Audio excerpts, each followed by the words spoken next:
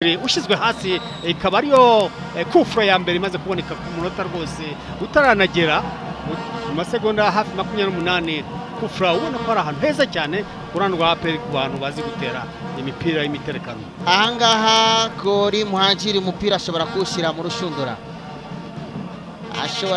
mu rushundura, bagomba kuyitondera cyane.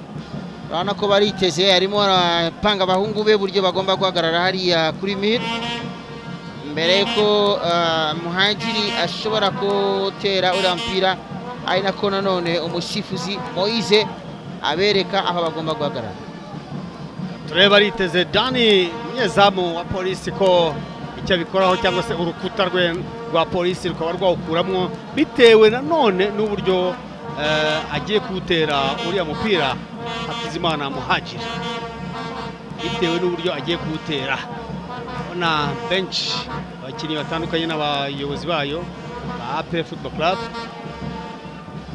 Ndabona Muhajiri ku rundi ruhande Savio Inshuti, umwe muri bo akaba ari wo wayitera. Muhajiri akaba ukebye igitego hano cya mbere cya APR Football Club gitsinzwe na Muhajiri ku masegonda rwose atarenga 47 igice cya mbere cy'umukino. Nta munota igice cya mbere umunota wayo wa 47 cyanyoye ku ruhande rwa APR Football Club kuri kufra itewe neza n'umukinnyi Hakizimana Muhajiri. Atsinze igitego cye cyiza cyane, nakubwira ko Christophe akini igitego cya gatatu atsinze kuri kufra muri shampiyona. Igitego cyiza cyane, urabona ko yawuzamura hejuru ya mire, arawukadira neza, mpira utuzamuka mu rushundura. Umukinnyi nguyu n'umukinnyi uba ukenewe cyane cyane igihe ari mu bihe bye byiza. Murafutanze pasi hariya, subiza imbere hariya, birakomeye mu izamu. Wape igitego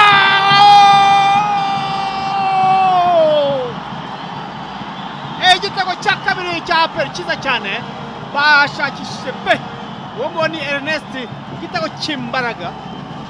Abonye occasion nziza ku munota wa 79, umutoza Mpande agabyumva. Occasion nziza, navuga akazi gakomeye gakozwe n'umukinnyi Fitina Ombolenga, utanze passe sugira ku munota wa 79 ahita akinjiza. Nibyo akazi kakozwe cyane na uriya musore Fitina Ombolenga. Hanyuma icyabayeho ni umusore Ernest, umusore Sansel wanyereye, timing muri tackle ye yabaye ikibazo, umupira uragenda usanga sugira hariya, barashota baritaza agiye kufata nawo umupira uba